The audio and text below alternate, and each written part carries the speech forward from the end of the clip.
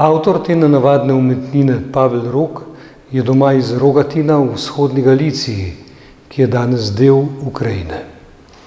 V Pragi je bil član staromestnega slikarskega ceha. Trojni portret je forma, ki jo v zahodni umetnosti poznamo od 16. stoletja dalje. Vendar gre pri takšnih podobah praviloma za trojno upodobitev istega človeka.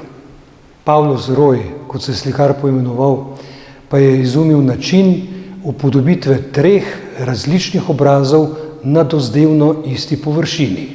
Tako je nastal portret Ferdinanda I., Maksimilijana II.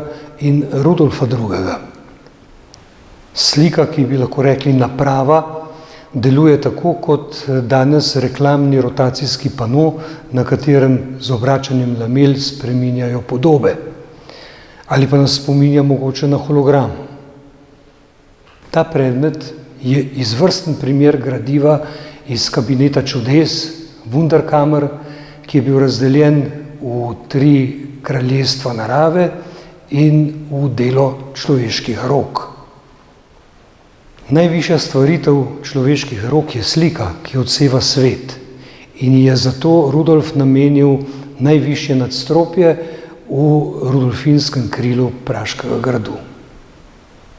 Trojni portret cesarjev je ena prvih slik, ki je izginila iz zbirke Praškega gradu takoj po Rudolfovi smrti leta 1612.